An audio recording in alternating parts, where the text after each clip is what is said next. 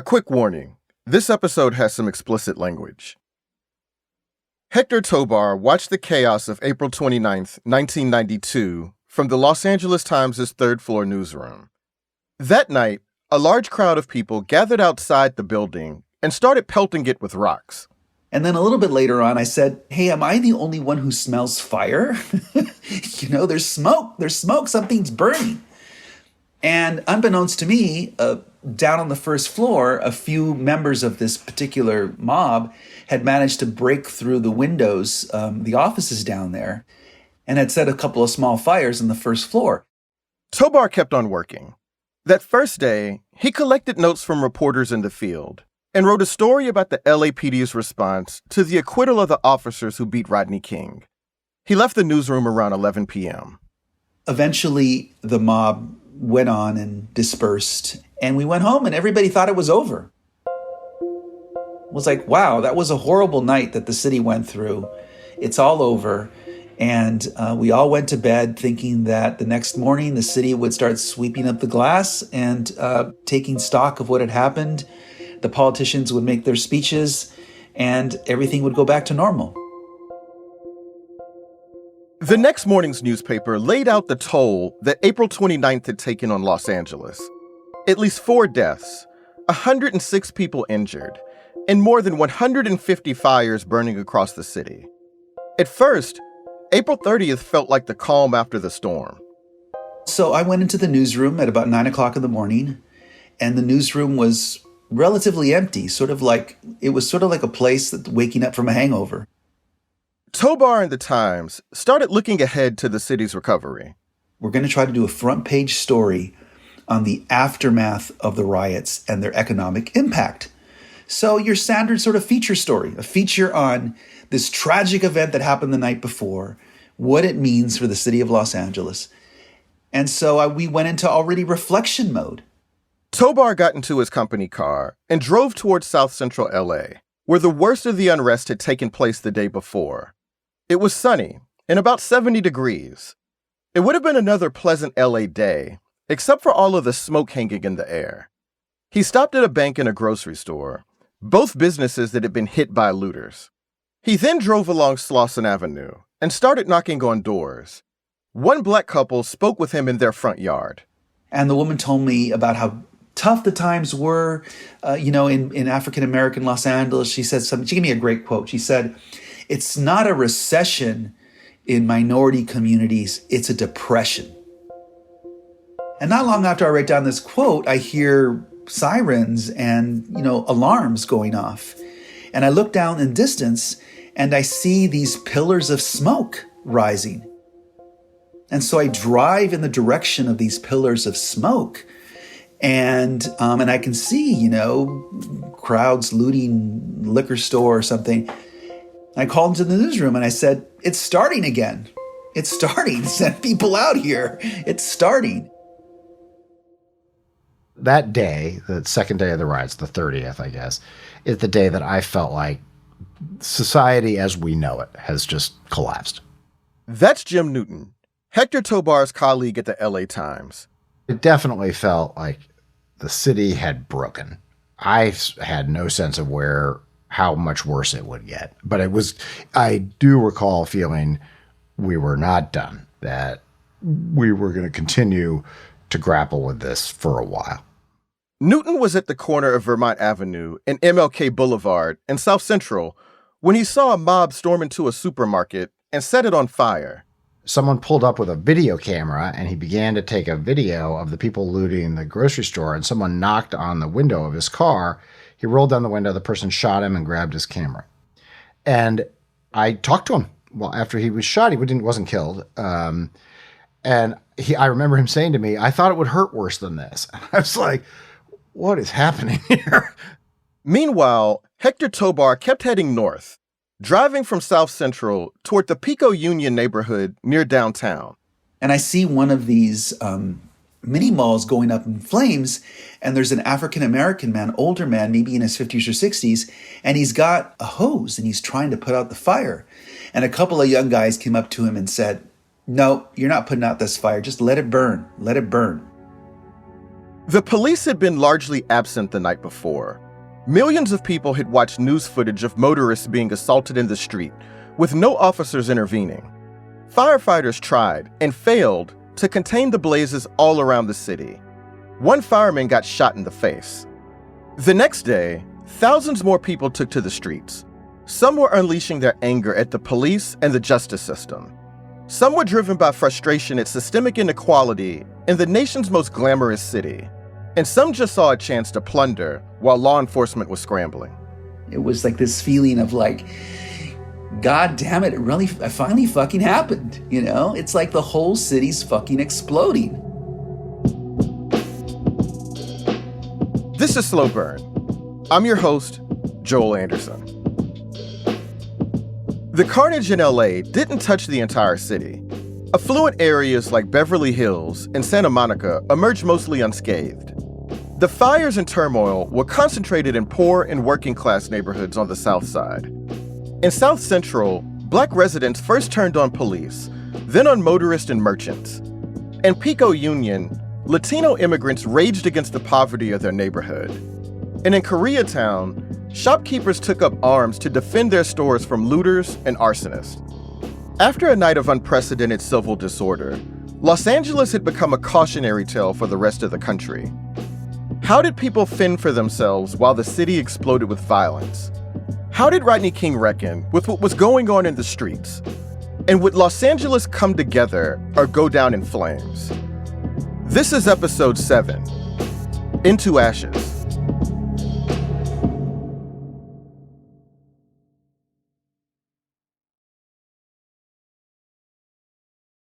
We were like a translator, mediator. We were the medium between America and Koreatown. That's Jin-Ho Lee. He was a reporter for Radio Korea, 1580 on the AM dial in Southern California. There were a lot of demand from Korean community because we reporters go out to the field, gather information in English, and broadcast in Korean.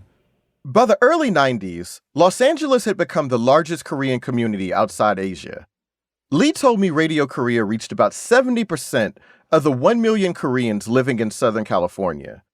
When riots broke out on April 29th, the station stopped its regular programming and just took calls from listeners.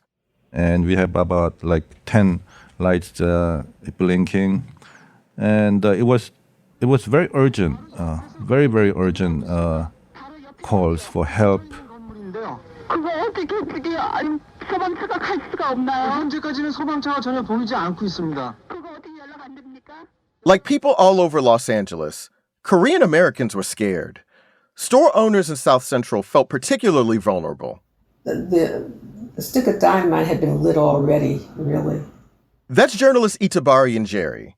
You heard from her earlier this season in our episode about the killing of 15-year-old Latasha Harlins. Korean store owner Soon Ja-do had shot and killed Harlins a year before the riots began. Do was sentenced to probation, not prison time. To the Black community in LA, that sentence was an injustice comparable to the acquittal of the officers who beat Rodney King. It had also unleashed pent-up resentment against the Koreans who owned stores in Black neighborhoods. Mrs. Du getting the sentence that she did just added fuel to the fire. The callers to Radio Korea were worried about what was happening on April 29th and what might be coming next. They were asking us, I'm in central LA. I want to get out of this area, and how can I get out? And, some family members call in, we have stores, my parents are there. Are they safe? Los Angeles' Korean residents quickly realized they would have to fend for themselves. Police station never responds. 911 doesn't respond. So they were calling into our station.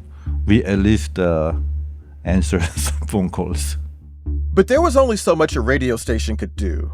In a couple of cases, people called in while they were under attack. The store owner was hiding in the back of the store, and the rioters, tried to break the, metal bar, and this person screaming, need help. On April 29th, Koreans in South Central found themselves and their property under attack. It seemed like Radio Korea was safe because it was located in a different part of the city, Koreatown, a commercial district of small Korean-owned businesses. But that safety didn't last. When Lee showed up at the radio station on the morning of April 30th, Koreatown was under siege. I saw flames across the street. 2 buildings were burning. I saw a mail delivery man running and some guys chasing. And one Korean old man was bleeding in his head coming inside the station for help. And the station was in imminent danger too. With the attacks in Koreatown escalating, Radio Korea told its audience to be careful. We told people not to come to Koreatown either, just stay home. Some people thought Radio Korea was giving bad advice. I was so very upset about all the ministers, all the church people come to Radio Korea, then ask them to go home, then pray God. Who's going to protect Koreatown?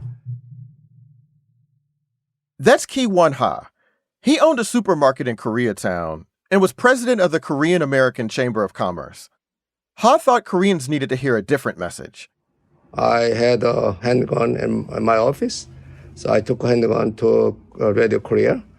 So I said, "You are crazy. You should stop this stupid. Why you everybody ask to go home?" So I actually said, "Do not go home. Then protect the business." Ha was allowed on air. Now with a platform, he encouraged listeners to arm themselves and defend their businesses. How many years we spent, how many effort we make to Koreatown. So a lot of money, a lot of time, a lot of work involved to make Koreatown. Then I don't want to lose that town in one day. Ha left the studio and went to his store, Hanam Market. He intended to follow his own advice. Ha was joined by a group of store owners who'd heeded his call to return to Koreatown. So I brought my handgun to everybody come. Then start to protect my store. Then we set up all the rice package. We parked our car too. So we set up the double barricade. Ha says that not long after they set up those barricades, about 200 people rushed into an electronics store next to his market. That store wasn't owned by Koreans. Ha said the mob busted in and started running off with merchandise. Then someone set the store on fire. Then they tried to come to our store after that. Then we started shooting. Some of the Koreans were stationed on the roof of Ha's market. Others were behind the barricade of rice packages, shooting in the air, above the heads of the crowd that was trying to push into Ha's store. The groups exchanged gunfire. Then accidentally, this guy shoot one of our people. Ha said one of the men on the roof was trying to fire at the looters when he accidentally shot one of the store's security guards. So he got killed. Whole head is gone. So he just standing there less than 1 second, then just on the ground without head. So really, really bad. Ha says most of his group was afraid to approach the body. Eventually, one of the young men used butcher paper from the store to cover up the corpse. We called the police, we called the fire department, we called everybody, but nobody want to help us. Like the night before, millions across the nation, and even overseas, watched the violence in Los Angeles with horror. It's extraordinary pictures from earlier this evening when some Korean merchants came out of their shops and began to fire at looters. We don't know whether anyone was hit, but they took matters into their own hands. We have reports. At the end of the day, news reports estimated that more than 100 Korean-owned stores had been burned, looted, or robbed. The South Korean consulate was attacked and forced to close. 17 time zones away, the president of South Korea weighed in. The South Korean government says the U.S. should now station special guards to protect Korean businesses. Many Koreans suffered total losses. Blacks targeted their stores with a vengeance. Some black businesses nearby, labeled as black-owned, escaped damage. But even black shop owners were struck. It's not right! It's not right what y'all doing! It made me cry a lot. That's Elaine Kim. She was a professor of Asian American Studies at UC Berkeley. I never thought that somebody would burn down Koreatown. Oh, actually, the whole thing was such a disappointment to me because I had sort of had in my mind this old-fashioned idea about people of color solidarity. I was kind of shocked. I felt really emotional too. Jin-Ho Lee of Radio Korea. How this be America become like this? Most powerful and safe and, places in the world. And something like this can happen. It really hurt me. And American dream is now into ashes. All those people's American dream. Koreans and Korean Americans were furious not just at the rioters, but at the city and its police department. Many had lost their businesses, their livelihoods, their only source of income, and they felt that they had been abandoned. When the riots were over, Elaine Kim interviewed female Korean shopkeepers for a documentary. Some of them wanted to make peace with their black customers. Others were embittered or too devastated to make sense of what they'd lived through. But they all identified a common villain: American government at all levels, from local to federal.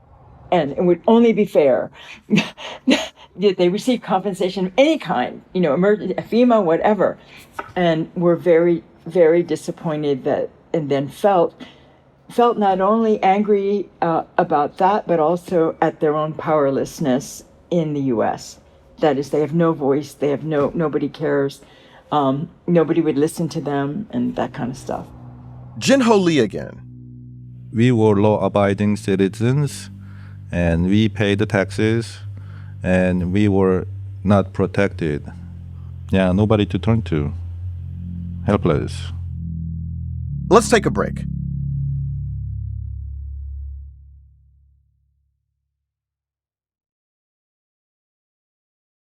When the riots began on April 29th, Rodney King was living in Studio City, an affluent neighborhood about 20 miles north of South Central LA.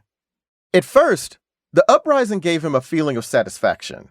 In his autobiography, King wrote, "I am not ashamed to admit that for the first few hours, before I heard about anyone getting killed or even hurt yet, I felt a certain vindication. Later that evening, family and friends showed up with gifts.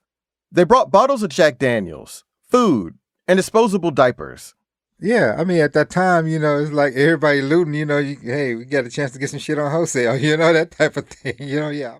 That's Johnny Kelly, one of Rodney King's best friends.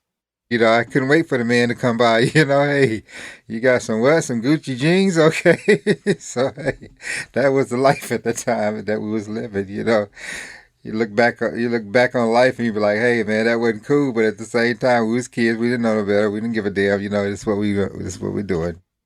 King was curious about what was being done in his name. So he pulled on the wig he used to keep from being recognized and drove towards South Central.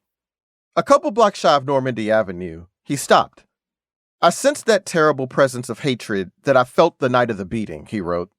There were sounds like I'd never heard before, like evil erupting. Later that night, King saw news footage of truck driver Reginald Denny getting beaten.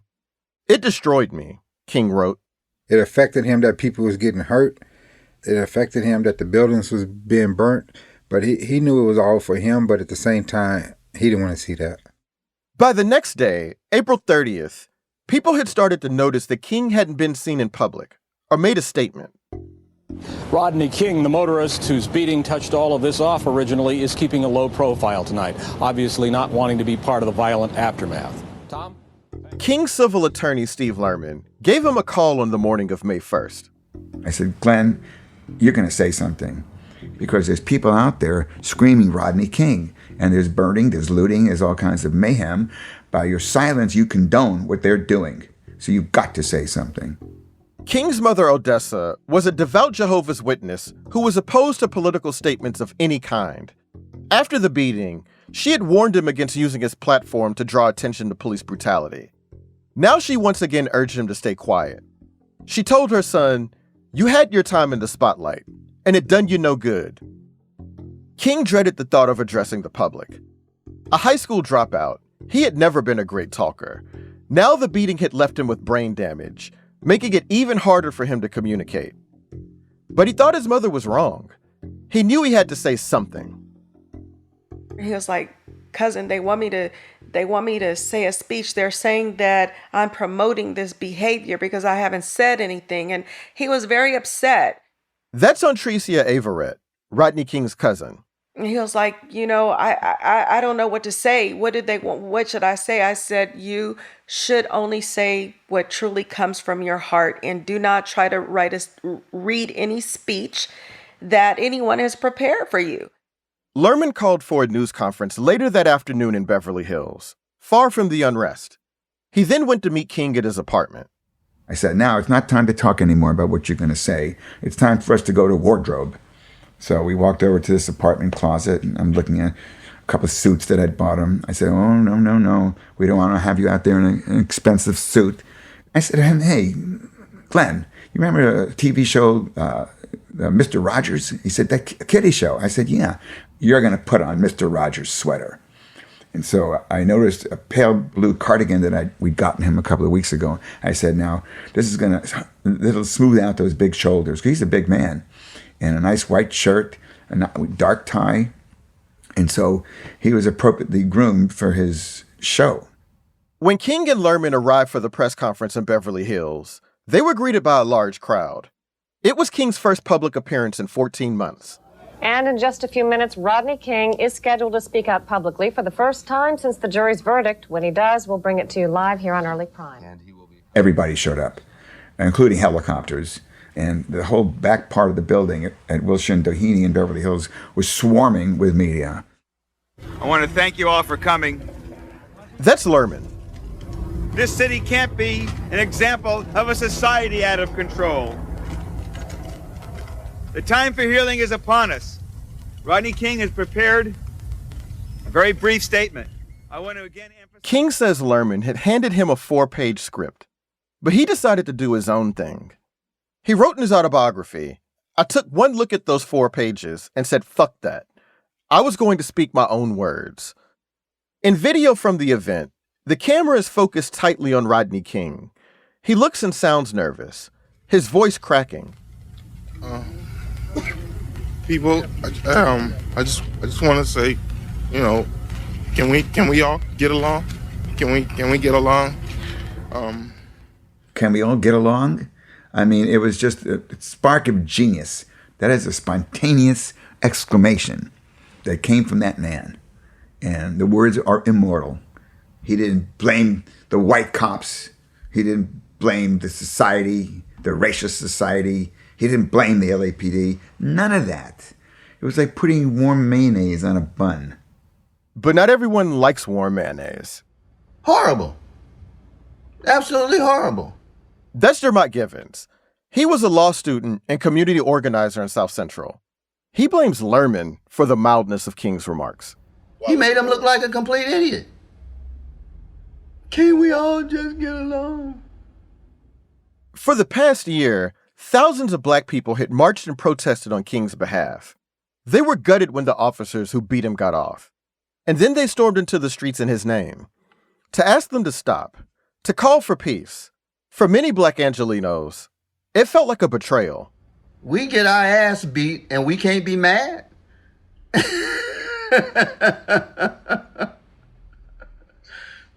Oh, massa, y'all just really need to understand. Y'all didn't need to beat me so bad. Oh, but I forgive you. Let's pray. Come on. King's words became a national punchline. See, it's not whether you win or lose, but is it over when the fat lady sings? Can't we all just get along? Antrecia Averett. It came from his heart. He meant what he said, and then people made mockery of him. And that is what embarrassed him, because that whole little That host saying, "Can we get along?" It was in the comedy rooms. It was just everywhere. And it was embarrassing for him. That handful of anguish words would be all anyone remembered. But at that press conference, King continued speaking extemporaneously for another 2 minutes. Listening to that speech now, it feels more pitiful than embarrassing. Rodney King was doing his best to meet the moment, but he just wasn't equipped to do it. We'll get our justice. They've won the battle, but they haven't won the war. We'll have our day in court, and that's all we want. And just, I love, I'm neutral. I love people of color. I'm not like they picking me out to be.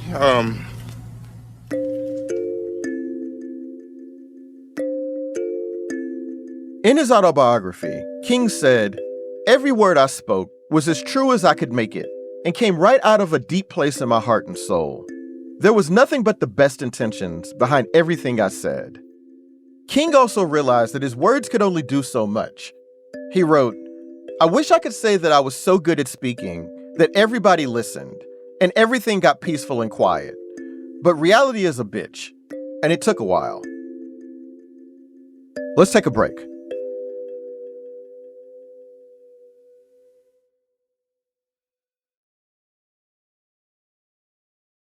Mike Hernandez was the LA City Council member representing the 1st District, a collection of neighborhoods north and northwest of downtown. The district was primarily Latino, no questions about it. Many of his constituents were recent immigrants from Mexico and Central America. The first night of the riots, Mike Hernandez's district was mostly spared. The most viscerally striking moments of the unrest began in Black neighborhoods. It was a response to a specific event that crystallized the way the criminal justice system treated Black people. But Los Angeles was home to millions of people who were not Black, many of whom were living in poverty and legal jeopardy in one of the world's richest cities. Once civil order in Los Angeles had collapsed, all those people had their own reasons to take to the streets. This was a civil unrest based on economic realities. Oh, wow. So you knew that instinctively then? You knew that it wasn't anger at the cops, you thought? No. I kept on saying our problem is we had a tale of two cities. We had a city that was doing very well and a city that was everybody pretended wasn't there. This is a time when the city wasn't producing as much opportunity as it did, let's say, 20 years ago when I was growing up. LA Times reporter Hector Tobar. Almost every immigrant person you meet of a certain age has memories of just living homeless for a while, like people sleeping in their cars or people living in houses with 12 other immigrants and, 4 or 5 to a bedroom. The people in those communities, were they generally aware of the prosperity being enjoyed in other parts of town compared to where they were? Oh, yeah, absolutely. Yeah, absolutely. Because your average Latina resident of South Central Los Angeles had a job in another part of the city where she was going to see the affluence of the city. She would work at a house in Beverly Hills or in Santa Monica. And every day would be a reminder of the insult of the city's sociology, the insult of its class structure. Living that mindfuck of going back and forth, right, between the economic poles of the city. On April 30th, riots and fires broke out across Mike Hernandez's district. The neighborhood of Pico Union, one of the densest and poorest in the city, was hit especially hard. A discount appliance store, a pupuseria, and a jewelry store were looted and destroyed. Hector Tobar witnessed some of that destruction. Seeing people with mattresses on top of their cars that they had looted from some mattress store, and people returning with boxes filled with stuff. It was the moment in which the shiny objects behind the store window would tempt the poor people of LA no longer, right? Because they could just go in and grab them. And so you had the mass of recently arrived immigrants or people who had been in the country for 10 years, no hope of ever becoming documented citizens, just letting their frustrations out. You know what? You think of us as the lowest of the low, and you know what? That's what we are. We're going to take whatever we want today. 51% of the people charged with crimes during the riots were Latino. But Latinos were also disproportionately victims of violence and of property damage. It's estimated that about a third of the businesses destroyed during the riots were owned by Latino people. From South Central to Pico Union to Koreatown, people who wanted to see order restored in their neighborhoods felt dismayed. As violence and looting flared up, the police, typically an intrusive presence in the poorer parts of LA, were conspicuous by their absence. The whole city was abandoned by the police. And that was almost policy, was basically Daryl Gates giving the finger to the rest of the city and saying, you know what? You guys think that we're the enemy? Fuck you. Jim Newton. I don't think that Gates specifically made plans to deliberately expose the city to danger. That said, was he churlish? Was he thin-skinned? Was he really angry in those days? Yes, yes, yes. And so I think there was an "I told you so" in all of this that said, if you don't let us do our jobs and respond in an aggressive paramilitary way to an edgy city, that the cork will just blow at any moment. I mean, that's kind of the subtext of his style of leadership, right? And lo and behold, the cork did blow. So I'd be willing to bet that there was some part of him that felt that proved his point. By May 1st, thousands of National Guardsmen had stepped in to provide much-needed reinforcements to the LAPD. A city that had risen up against its police department was now, effectively, a police state. I remember being at the corner of 3rd and Vermont, where I had recently lived. I had lived there a few months earlier, and just seeing the Army taking over the parking lot of this grocery store. And, you know, it was a scene from another country, from another era of American history. And just seeing that to me, really, that was frightening. But also, I think that there was a certain sector of the city that was grateful that someone was taking some steps to restore order in the city, because the city was exhausted. It did feel to me like the guards' presence is what began to restore order. But by then, of course, so much damage had been done. In the end, nearly 60 people were killed in Los Angeles between April 29th and May 3rd, when the rioting finally stopped. The vast majority of them were killed in LA's South Side and some of the city's poorest neighborhoods. In Del Rey, a 24-year-old white man died after falling through the roof of a check-cashing store while trying to put out a fire. In Lenox, a 15-year-old Latino boy was shot by a police officer who was trying to stop looters running away from a jewelry store. In South Park, a 56-year-old black woman was rushing to deliver food to a friend before curfew when her car was hit by a van. You know, a lot of people who did absolutely nothing wrong died for no reason. For every one of those people who died, there's a whole family. There's family and friends and community who have never gotten over that. And let's just say, for the sake of argument, that 200 people are affected by each of those deaths. That is thousands of people whose lives turned on those days. And that doesn't even count people who were arrested or injured or, you know, lost homes or lost livelihoods. It's overwhelmingly sad to think about how much damage was done in those days, and that did not need to happen. As the fever broke in LA, people began to notice just how much damage had been done. Those immediate days and weeks afterward, it felt like a ruin. And I also recall a sort of bewildered look on people's faces. There was a sort of sense of like, what just happened here? It was awful.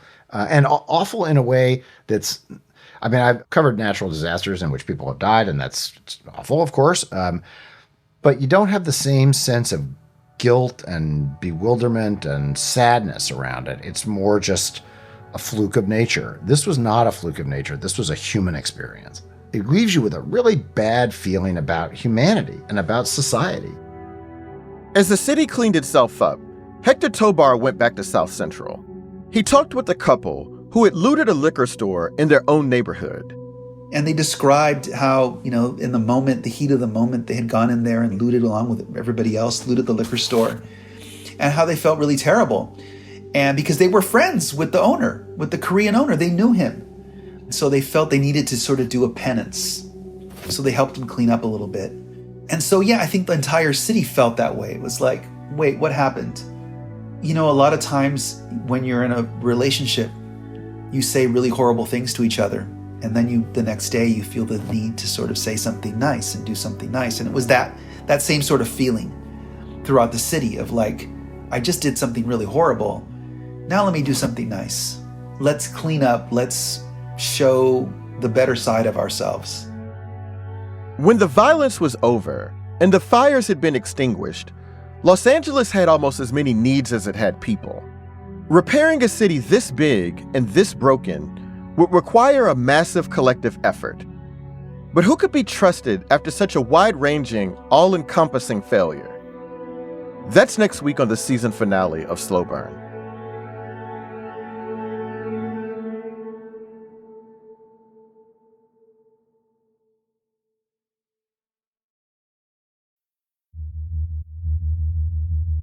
Slow Burn is a production of Slate Plus, Slate's membership program. You can sign up for Slate Plus to listen to the show without ads, and you'll get a bonus episode each week of the season with behind-the-scenes stories and tape that got cut from the show. And in this week's bonus episode, you'll be hearing from Hector Tobar and Jinho Lee. One way to sign up for Slate Plus is directly through your Apple Podcast app. Just go to apple.co/slowburn. We couldn't make Slow Burn without the support of Slate Plus, so please, sign up if you can. Head over to apple.co/slowburn. Slow Burn is produced by Jayson De Leon, Ethan Brooks, Sophie Summergrad, Jasmine Ellis, and me, Joel Anderson. Editorial direction by Josh Levine and Gabriel Roth. Artwork is by Jim Cook. Our theme song was composed by Don Will. Mixing by Merritt Jacob. Special thanks to Hector Tobar, whose novel, The Tattooed Soldier, was inspired by some of the events during the riots and is available anywhere you buy books. Additional thanks to Michelle Jang, Ho Jun Yu, Stan Mizrahi, Janae Desmond Harris, Amber Smith, Bill Carey, Meredith Moran, Seth Brown, Rachel Strom, Child 2, Derek Johnson, Asha Saluja, and Katie Rayford. Thanks for listening.